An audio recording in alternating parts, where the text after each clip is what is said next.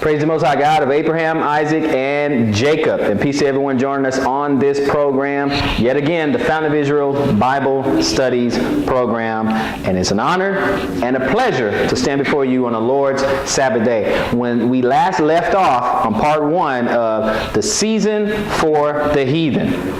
I can even venture to say that the heathen is the reason for the season and not Christ. And I'm going to take that credit and pretend like I made it up instead of my wife. So we're going to continue in this and move forward. We just finished dealing with Halloween, and we dealt with the National Day of Mourning. And now we're going to move into the biggest one of all, which is Christmas. Okay, we're going to deal with Christmas, and we're going to touch a little bit on Easter. We're going to deal with this subject because a lot of times people do not even pull back the curtain, don't even look at some of the things and examine the things that they do. Because if the Bible makes a distinction between the commandments of God and the traditions of men, is it not important that we understand the difference between the two? So you have to ask yourself, is Christmas a commandment of God or a tradition of men? So let's look at Christmas.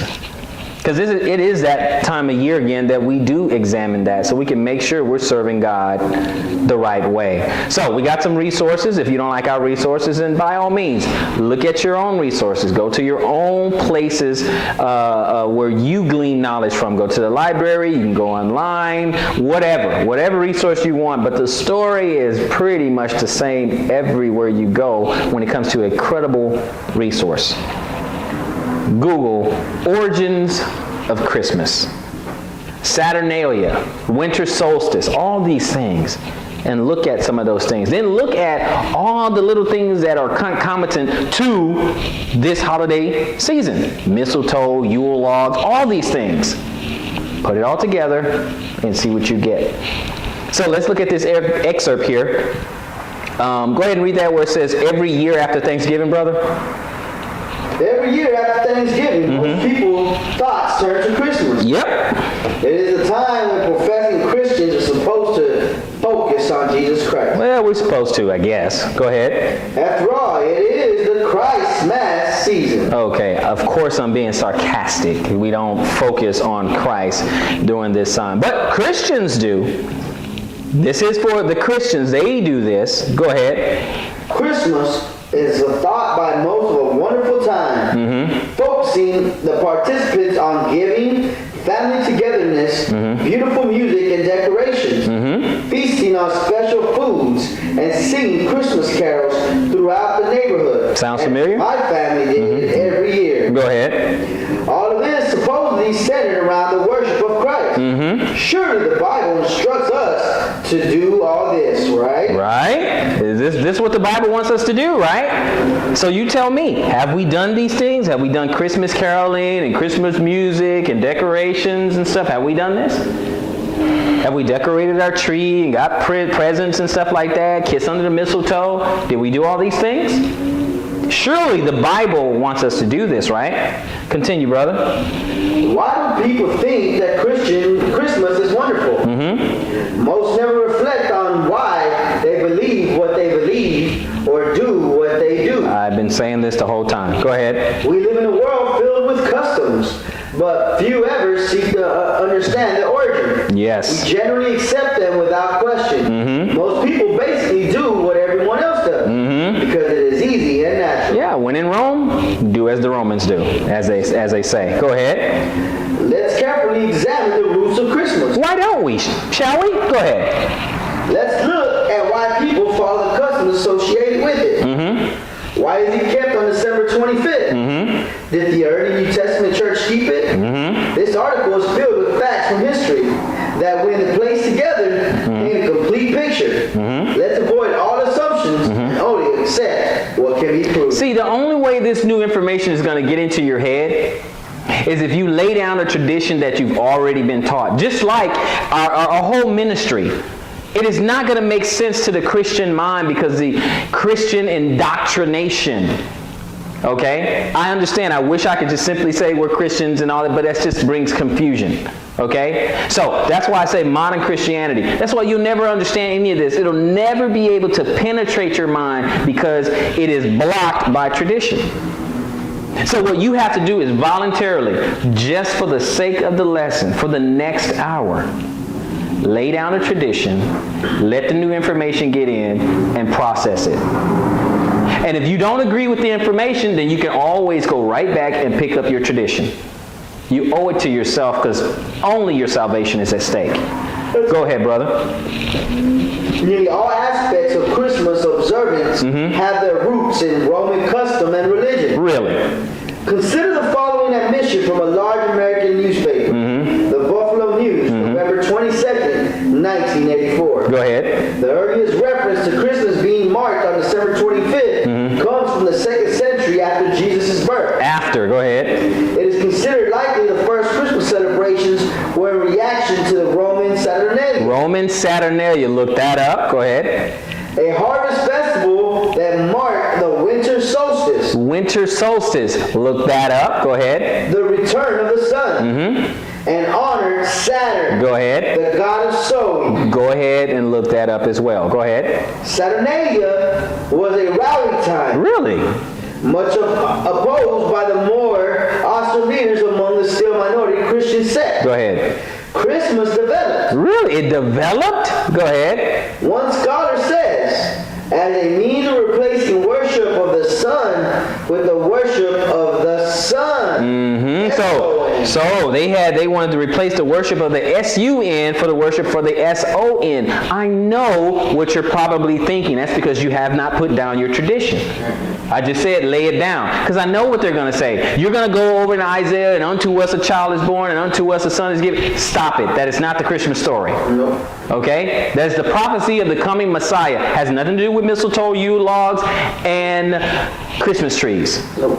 Nothing to do with it. Like I said before, lay down your tradition and let the information get in. You can always throw it out when the program is over. Go ahead, brother.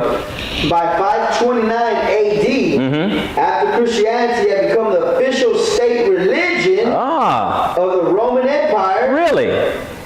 Emperor Justinian made Christmas a civic holiday. It was something you had to celebrate? Really? You didn't celebrate it just voluntarily? Wow, go ahead. The celebration of Christmas reached its peak.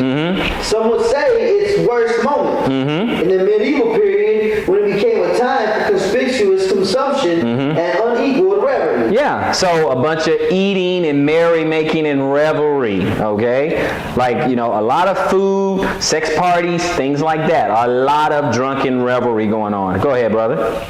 Consider these quotes from the Catholic Encyclopedia. Go ahead. 1911 edition. Under Christmas. Go ahead. Christmas was not among the earliest festivals of the church. It wasn't? Go ahead. The first evidence of the feast is from Egypt. Is that so? Go ahead. Further, pagan customs entering around the January calendars gravitated to Christmas. So again, we get into this area where paganism starts mixing into this religion that we call Christianity. Go ahead, brother. Under natal date, Origin, an early Catholic writer, admitted in the scriptures no one is recorded to have kept a feast or held a great banquet on his birthday. No, so you didn't do the birthdays, which is like self-worship too, but go ahead. It is only sinners like Pharaoh and Herod who made great rejoicings over the day in which they were born into this world. Okay, go to Encyclopedia Americana, 1956 edition. It adds, Christmas was not observed in the first century of the Christian church. So, if you call yourself a Christian, you fancy yourself a Christian, and you're doing Christmas, it wasn't even observed. In the first century, it wasn't even observed. In the first couple of centuries, they didn't do that. Why are you doing it now? Continue. Since the Christian usage in general was to celebrate the death of remarkable persons rather than their birth. They say something about that in Ecclesiastes. But go ahead. A feast,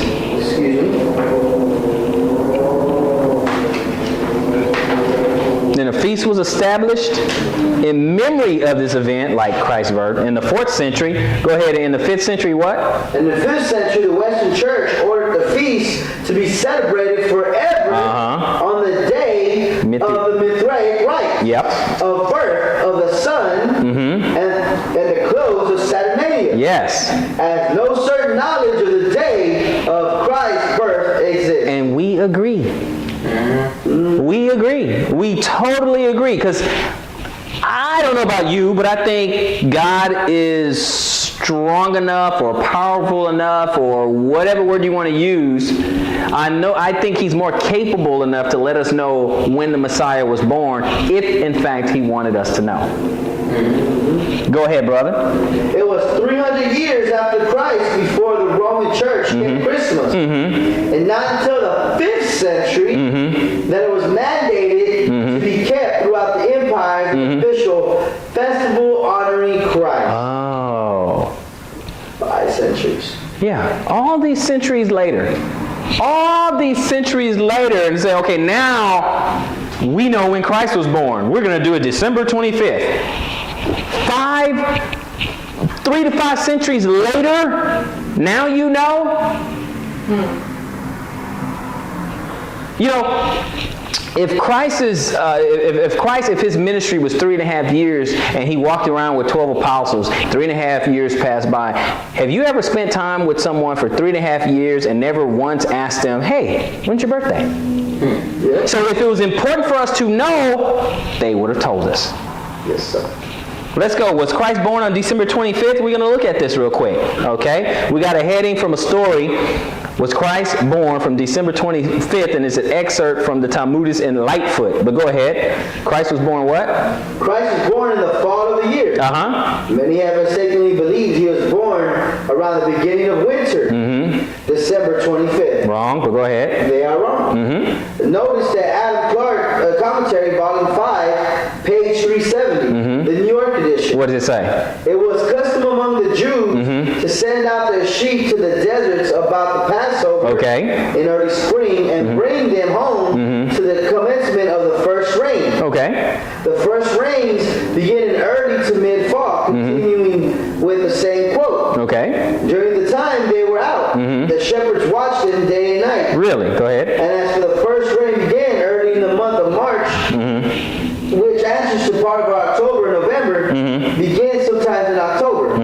We find that the sheep were kept out of the open country during the whole summer. And as the shepherds had not yet brought home their flocks, it is presumptive argument that October had not yet commenced. Go ahead. And that, consequently, our Lord was not born on the 25th of December, when no flocks were out in the field. I want you to remember that. Our Messiah could not have been born in December, in the dead of winter. He could not have been born at that time.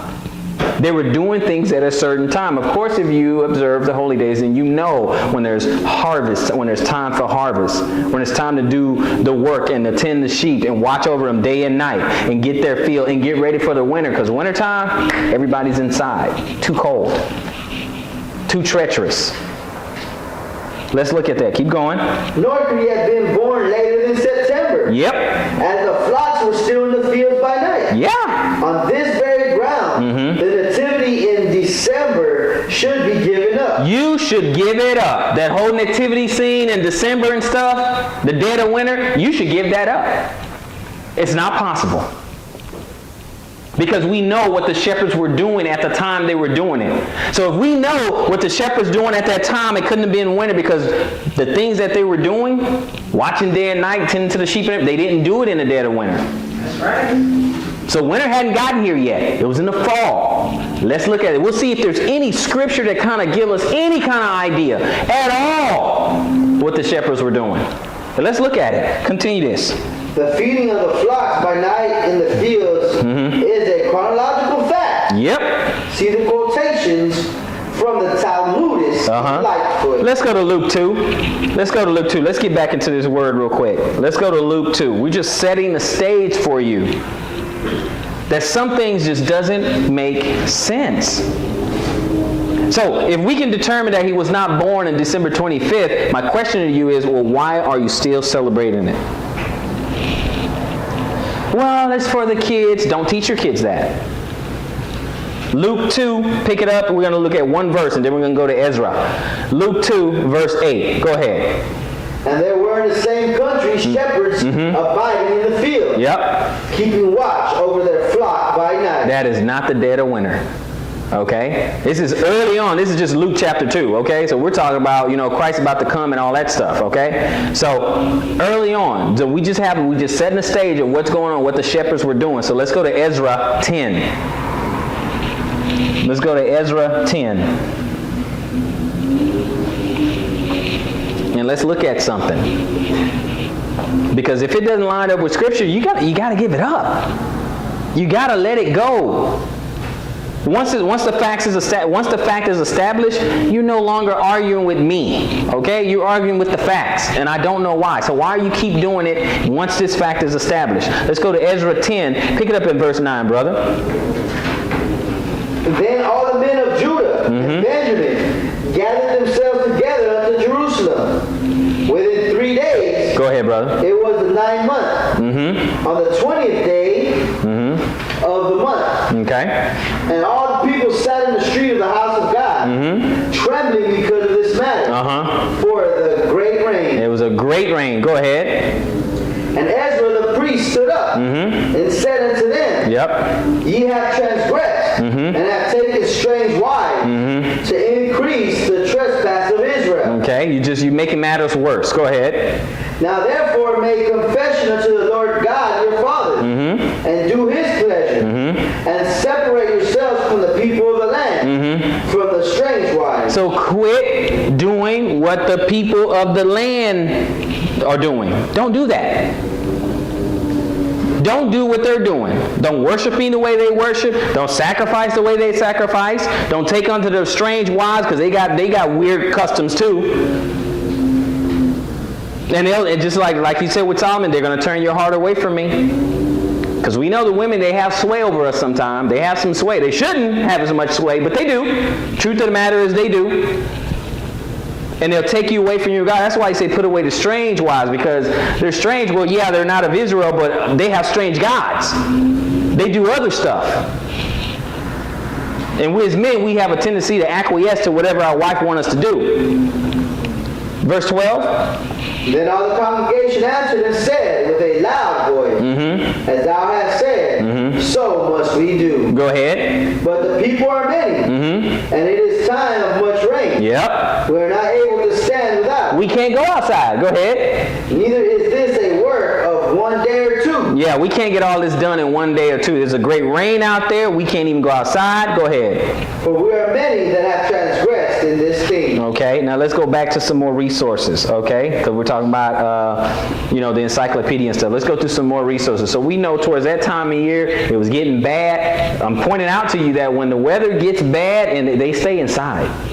Okay? They stay inside. So you're not gonna have Mary and Joseph running around in the dead of winter trying to find somewhere to, no. Okay? They didn't do that.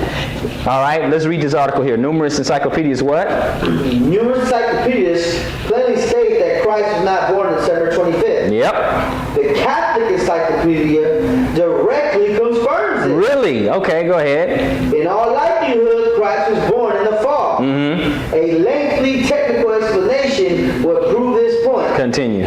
Since we now know that December 25th was never near Christ's actual birthday. Where did the festival associated with this day come from? Let's see where we got December 25th from. Continue. Now read this quote under Christmas.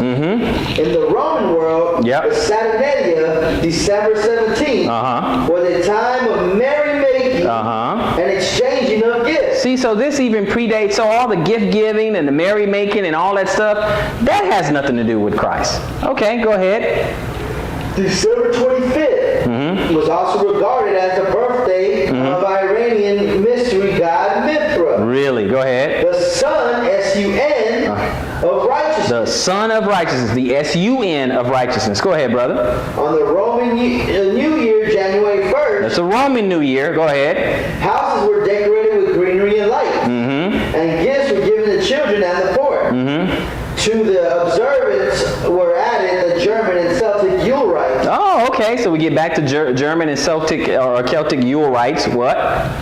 When the Teutonic tribes penetrated into Gaul, Britain, and Central Europe. Okay. Food and good fellowship. The Yule log and Yule cakes. Greenery and fir trees. Really? Gifts and greetings all commemorated different aspects of this festive season. What else? Fires and lights, symbols of warmth and lasting light. What else? Has always been associated with the winter festival. Both pagan and Christian. Both pagan and Christian. And where do we get it? We get this from the Encyclopedia Britannica, 15th edition, volume 2, page 903. Okay? So we're not just making it all up. You can go and find it yourself. Like I said, do your own research if you want.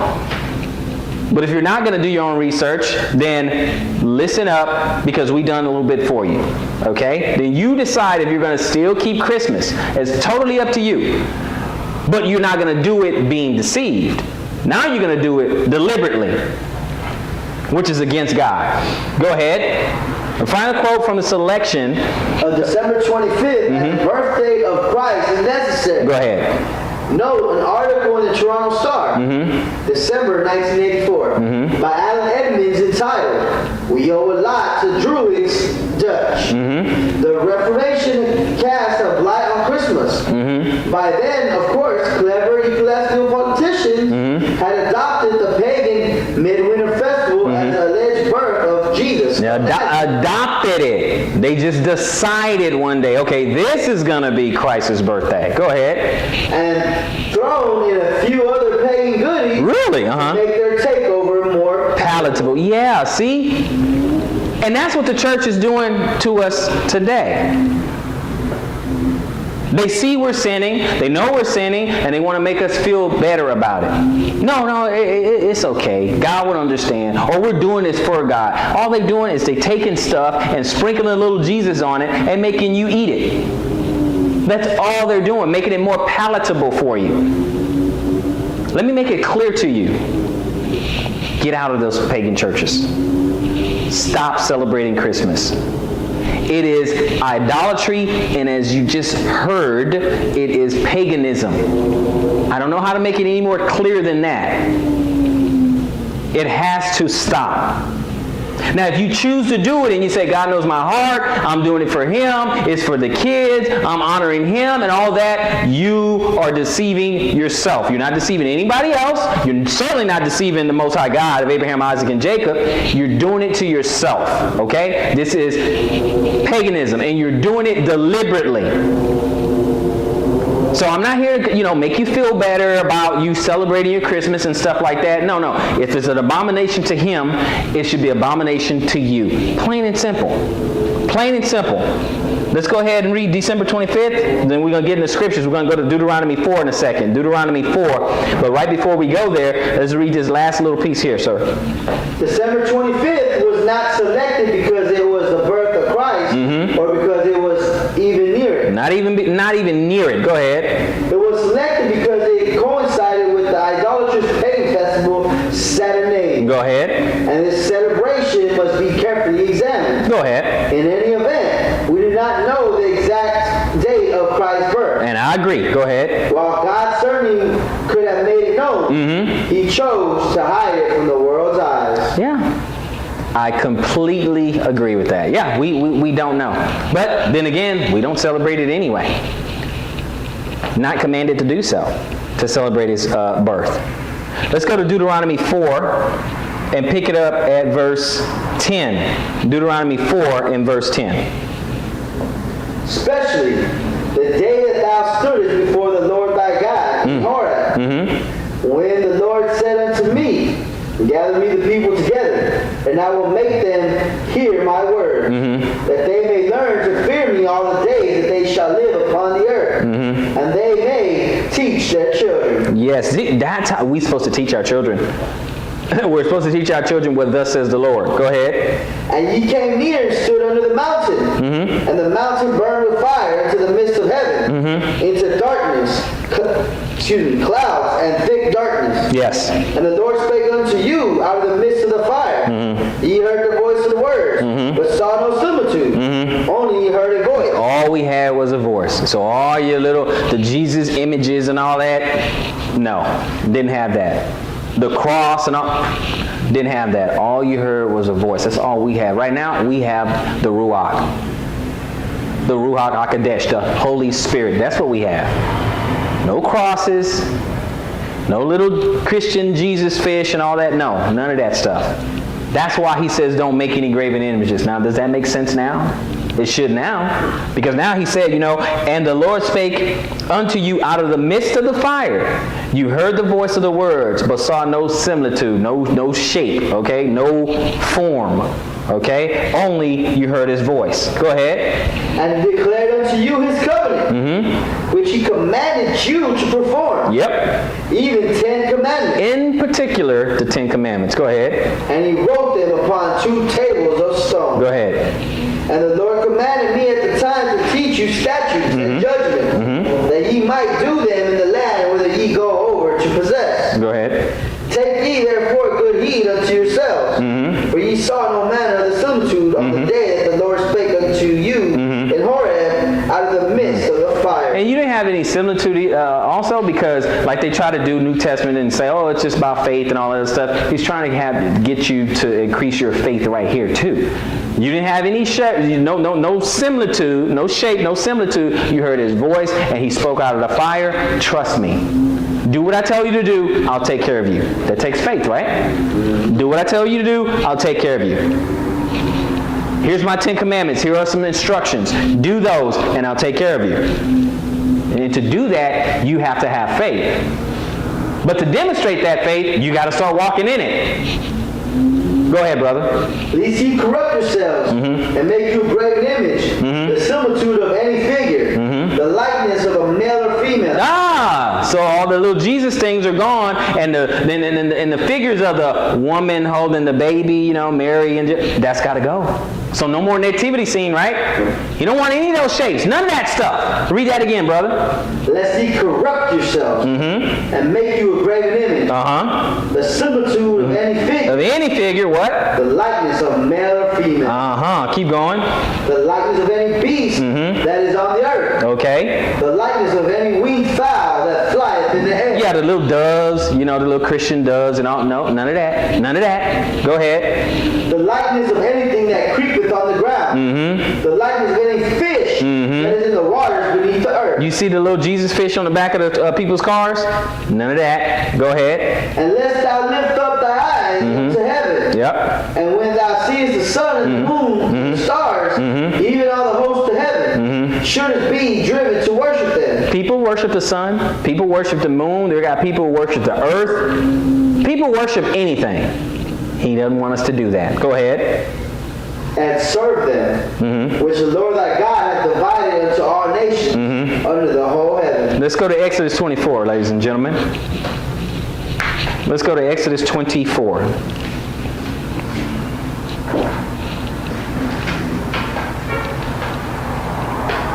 Let's go to Exodus 24, because that's what all these seasons are about. It's really about idol worship. That's the ground that we're covering right now. Exodus 34, and let's pick it up at verse 10. Exodus 34 and 10. Go ahead, brother. And he said, Behold, I make a covenant. Before all that people I will do marvels, such as have not been done in all the earth, nor in any nation. And all the people among which thou art shall see the work of the Lord, for it is a terrible thing that I will do with thee.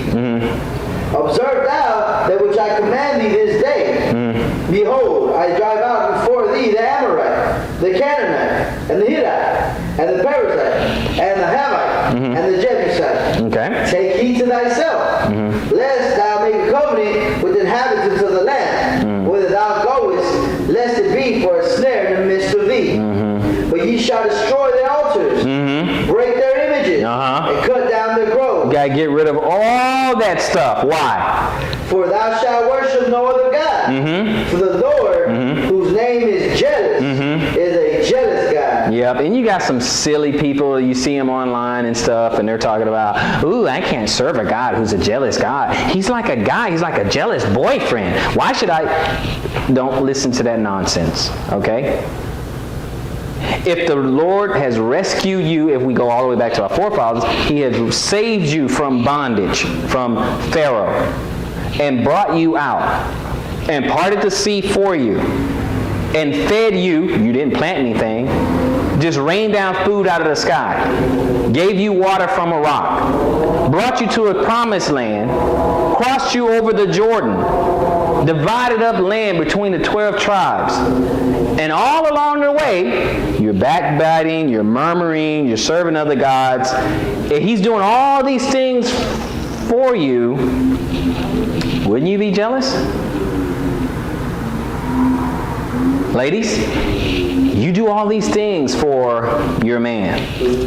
Cook, clean, take care of the kids, keep everything going, nice.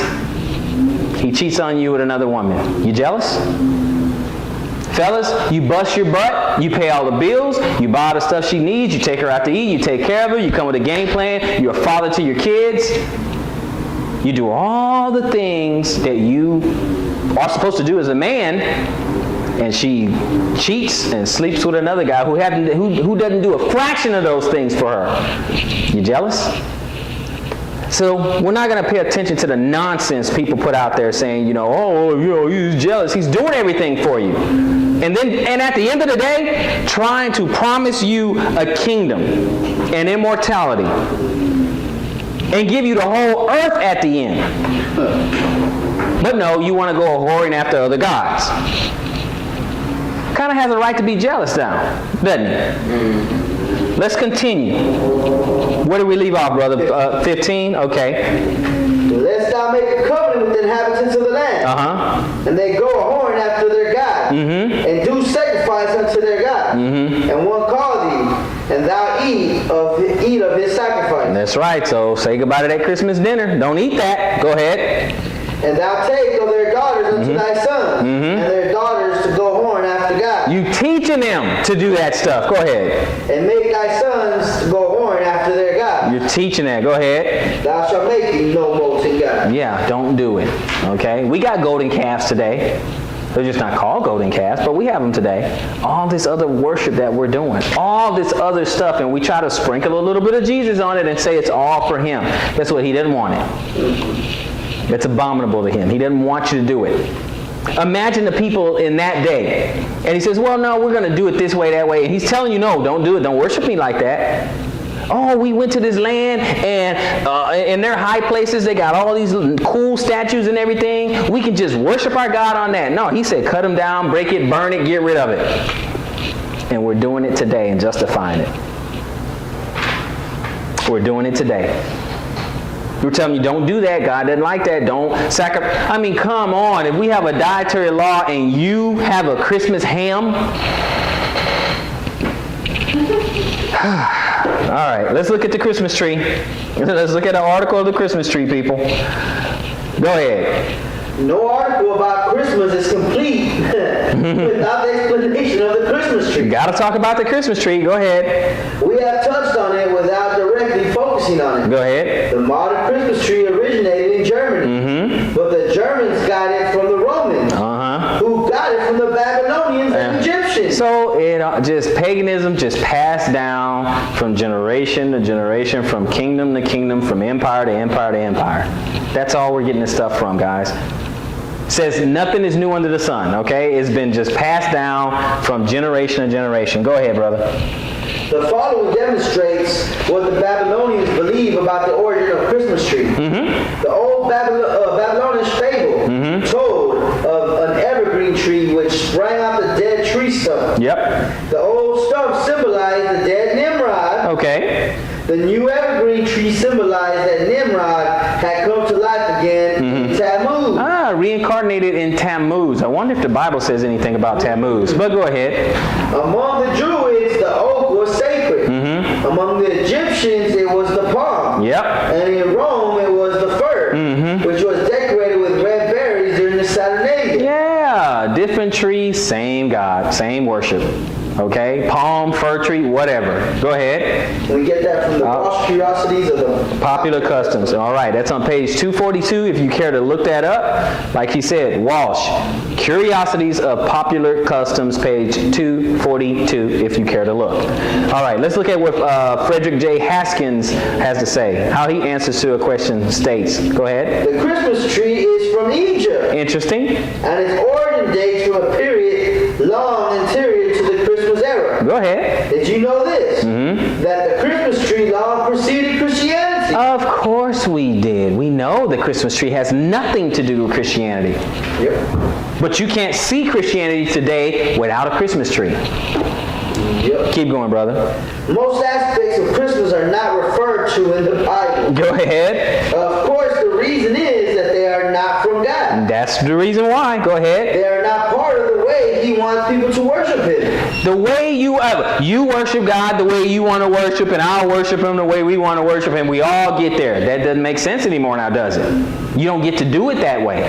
Okay? One law, one matter, one custom for everybody. Go ahead. The Christmas tree, however, is directly mentioned in the Bible. Really? Go ahead. Let's turn to Jeremiah 10. Okay, you know what? Let's go to Jeremiah 10. Let's do that. Jeremiah 10. Let's do that as the article suggested. Let's go to Jeremiah 10.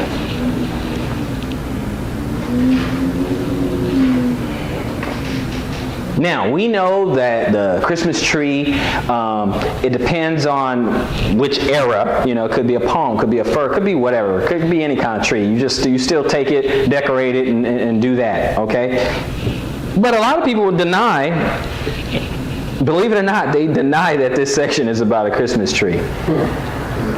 That is a stretch, if you ask me. So let's go to Jeremiah 10 and pick it up at verse 2. Thus says the Lord, learn not the way of the heathen. Okay, we need to pause right there. Listen to what the Bible just said. Learn not the way of the heathen. So, in other words, is that don't do this, right? Yes, don't do this. Continue. For the customs of the people are vain. Vain are for nothing. Go ahead. For one cuts a tree out of the forest. What else? The work of the hands of the workmen with an axe. Yes. They deck it with silver and gold. What other tree, what other tradition do we decorate a tree? That's it. That's the tree we decorate. Go ahead, brother. They fasten it with nails and with hammers, that it move not. Yes. They are upright as a palm tree, but speak not. They must needs be born, because they cannot go. Yes. But not afraid of them, for they cannot do evil, neither also is it in them to do good. Can't do anything. You're basically wasting your time is what it's saying. He said not to do it, but two, you are wasting your time. And matter of fact, I'm going to go right over there, Jeremiah 10, and I'm going to read verse 9, I think I'm looking for. Actually, verse 8. To continue that, it says, but they are altogether brutish and foolish. The stock is a doctrine of vanities. So whatever excuse your pastor is giving you is a doctrine of vanities. You say it's about Christ, or he may say it's about Christ. No, it's about your vanity. Well, why would you say that? Well, because you're going in credit card debt. And you're the one buying all those gifts and stuff. And what are you buying it for? You're buying it for the kids, making them vain, making them think that it's about Christ, and yet they get gifts. And then people get you gifts. So how is it about Christ? Yep. How is it about Christ? It's a doctrine of vanity. It's about you. You feel good. You feel wonderful. You sip on the eggnog and do the mistletoe. Are you doing that for Christ? It's for nothing. You're doing it for you, and if nothing else settles it, it's plain and simple as this. He said don't do it. Yep. And you're still doing it. So you're not doing it for him. Plain and simple. Plain and simple. He said not to do it. You do it anyway. Then it's for you automatically. Automatically. Let's continue with this article. The plain description, go ahead, and then we're going to go to Ezekiel. So we'll meet you guys over in Ezekiel. The plain description of modern Christmas tree is clear.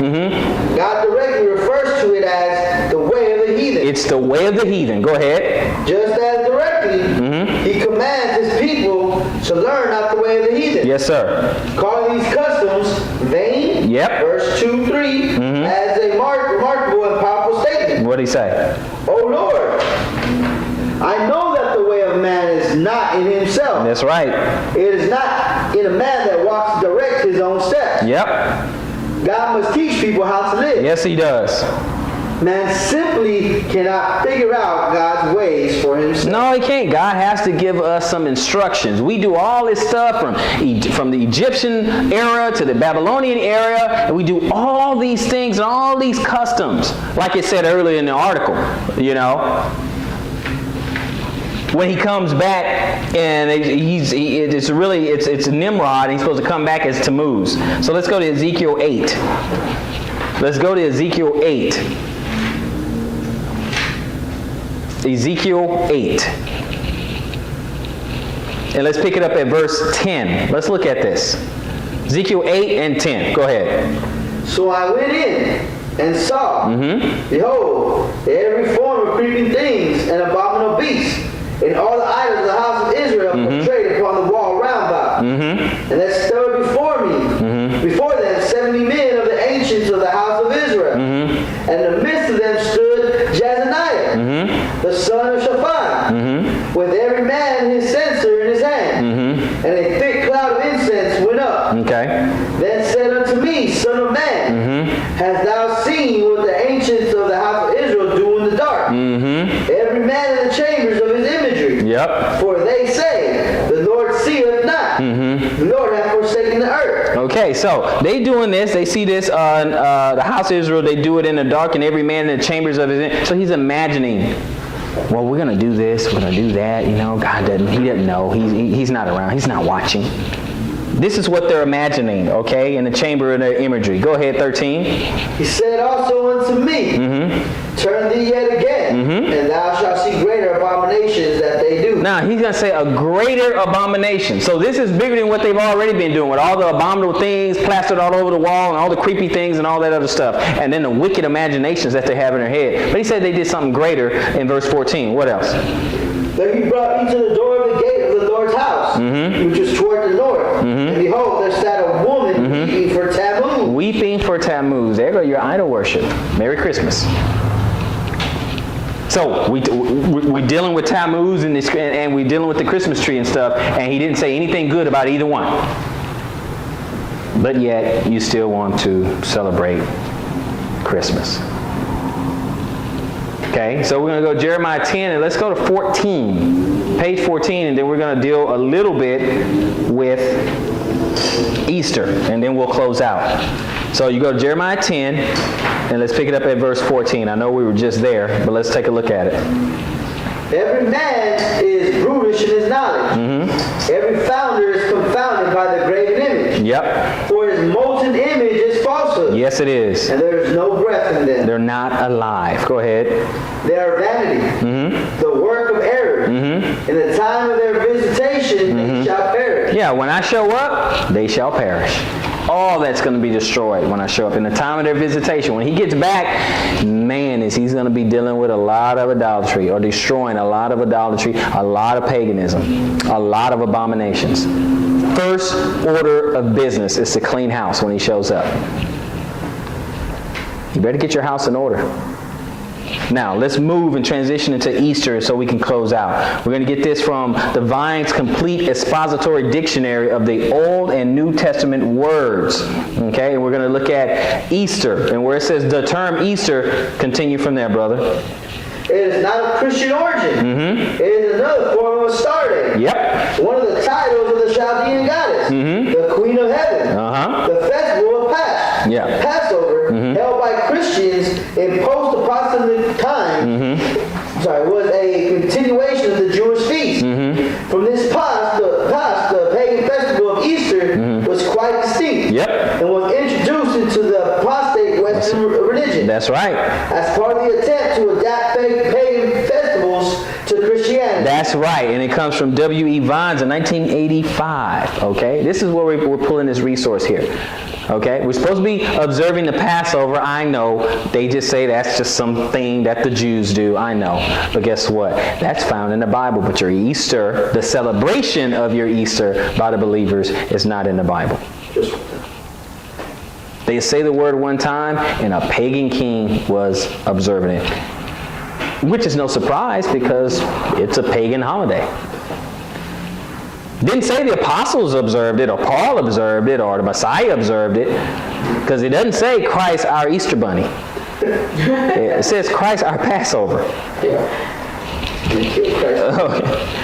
So let's look at it. Easter isn't well, I'll read this little part. Easter isn't Christian or directly biblical term, but comes from a form of the name Astarte, a Chaldean Babylonian goddess known as the Queen of Heaven. She is mentioned by that title in the Bible in Jeremiah 7:18, if you care to mark that, and chapter 44, verses 17 through 19, 25, and referred in 1 Kings 11 and 5, 33, and 2 Kings 23 and 13 by the Hebrew form of the name Ashtaroth. So, Easter is found in the Bible as part of the pagan religion God condemns. So when it's mentioned, he didn't want you to do it, though. It's not that he's not aware of it, he just didn't want you to do it. So let's look at some of those symbols. Easter symbols that predate Christ. Go ahead. How does the Catholic Encyclopedia define Easter? Easter, the English term, according to the 8th century monk Betty, relates to Astarte, the Teutonic goddess of the rising light of the day of spring, and which deity, however, is otherwise unknown. Okay. Astarte is the ancient European name for the same goddess worshipped by the Babylonians as Astarte or Ishtar. Or Ishtar, go ahead. The goddess of fertility, whose major celebration was in the spring of the year. Go ahead. The subtopic Easter eggs tells us the custom of Easter eggs may have its origin in paganism. Yep. For a great many pagan customs celebrating the return of spring gravitated to Easter. Yes, it did. Go ahead. The subtopic Easter rabbit states that the rabbit is a pagan symbol and has always been an emblem of fertility. Author Greg Dews, in his book, Catholic Customs and Traditions, elaborates on the symbolism of eggs in ancient pre-Christian cultures. The egg has become a popular Easter symbol. Creation myths of many ancient peoples into the cosmogonic egg from which the universe is born. In ancient Egypt and Persia, friends exchanged decorated eggs at the spring equinox, the beginning of their new year. Yep. The eggs were a symbol of fertility for them because the coming forth of a live creature from an egg was so surprising to the people of ancient times. Christians of the Near East adopted this tradition. They adopted this tradition. Shouldn't do it, but they did. Go ahead. The Easter egg became a religious symbol. It represented the tomb from which Jesus came forth to new life. Oh, okay. That's 1992, page 101. So they adopted it, and all of a sudden, our Messiah, your Messiah, he comes out of an egg. This is what we do. This is paganism. Wow. If we had another 100 or 200 years, you see more of this stuff. I can't even imagine. Look at how it just, this paganism, this idolatry has just came through the years. And just no matter what, it just kept its same roots and just came through the years, and everyone is just keep doing it. Repackaging it, repurposing it, sprinkling some religion on it, and just feeding it to our kids and the next generation, and they just keep passing it on and passing it on and passing it on. And you have the opportunity to break that cycle right now. You can stop it in your generation, in your household. Start at your home. You can stop it at that. You say, you know what? That's it. This far, no further. This is it. I'm not going to feed or teach my kids this garbage. One, it's not true. It's not true. I'm not going to do it because it's not true. Now, if you're like a guy I know I've known him for 20 years or whatever, if you're like his wife who's Wiccan or whatever, she can continue to do it because that's her holiday. She says, I'm Wiccan, I'm pagan, this is what we do. But if you say you follow the God of the Bible, you can't do it. That's your choice. Let's finish this one source right here. As the Encyclopedia Britannica further explains. Go ahead. A final settlement of the dispute over whether and when to keep Easter or Passover was Thank you, among brother. the other reasons which led the Roman Emperor Constantine to summon the Council of Nicaea 325. Okay, so Constantine, the Roman Emperor Constantine, he summoned the Council of Nicaea in 325, and what happened? The decision of the council was unanimous that Easter was to be kept on Sunday, on the same Sunday throughout the world, that none should hereafter follow the blindness of the Jews. Yeah. So you're supposed to be following the God of the Bible, but Emperor Constantine, that a lot of Catholics are proud of, because he saved the church somehow and established everything, don't do the blindness of the Jews, because it was blind for you to be keeping those holy days. It's blind for you to keep Passover. Remember, the Catholic Church replaced Passover with Easter. That was blindness.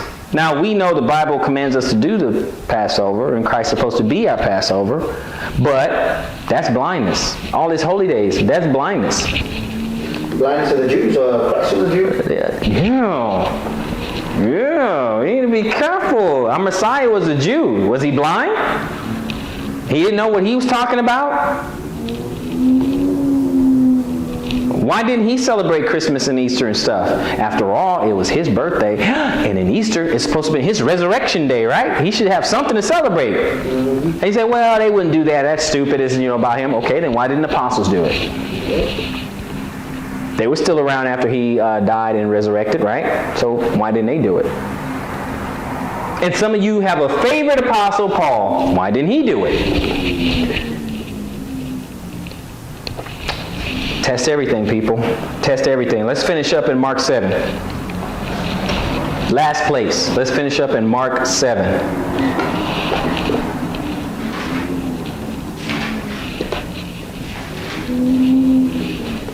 Let's finish up in Mark 7, and let's pick it up at verse 7. Mark 7, verse 7. And when you get there, brother, proceed and let the Bible speak. Howbeit in vain they worship me, teaching for doctrines the commandments of men. Yes, sir. For laying aside the commandment of God. Yep. Ye hold the tradition of men. Is that what you're doing? Is that what you're about to do this quote-unquote holiday season? Or are you about to lay aside the commandments of God in order that you can keep your tradition? Is that what you're about to do? That's what they're going to do. Because that's what's about to happen. Continue, brother. As the washing of pots and cups, and any other such like things ye do. Yeah, stuff that you're just wasting your time. That's all. But go ahead. And he said unto them, full well ye reject the commandment of God, that ye may keep your own tradition. Here's a good example. Jeremiah 10 said, don't learn the way of the heathen. Don't go in a forest or go to Walmart and buy a tree and drag it into your house and deck it with silver and gold. Jeremiah 10 says not to do that. But you're going to reject that so you can keep your own tradition. That's what's going to happen. Some people gearing up. They're getting geared up now. They are gearing up right now to do that. Go to the verse 13, brother. Making the word of God of none effect to your tradition, which ye have delivered, and as many such like things do ye. You're going to do what you want to do, brothers and sisters. You're going to do what you want to do. Because a lot of people, they get this truth or something, and they might say, hey, let me go show my pastor this video and all this stuff. And you really think sometime that they're really going to just change their mind and mess up their Christmas season come up? No. They're going to miss out on way too many tithes as they do that. Their biggest attended year is Christmas and Easter.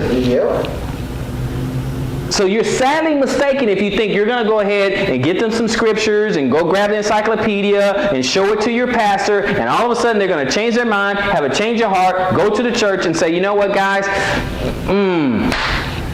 God put it on my heart, and I just don't think we should do Christmas this year. Even if some of them know it, they're not going to do it. Yep. Two biggest attended days in Sunday church is Christmas and Easter.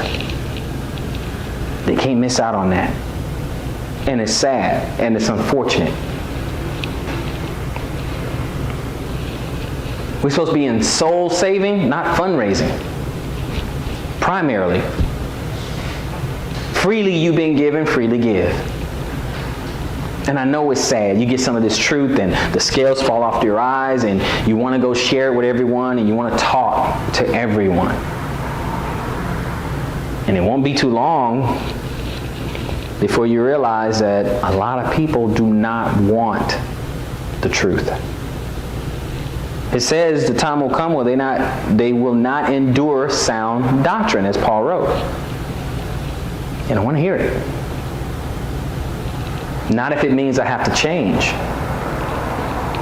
Not if it means I have to give up my own tradition. I don't want to hear it. If you tell me anything that means I have to do something or change or modify my behavior, I don't want to hear it. And yet, that is exactly what God wants us to do. Modify our behavior. Worship Him the way He prescribes. Or you can lay aside the commandment of God so that you can keep your own tradition. The choice is yours. So, with that, this has been the season of the heathen. Till next time, search the scriptures. Improve all things.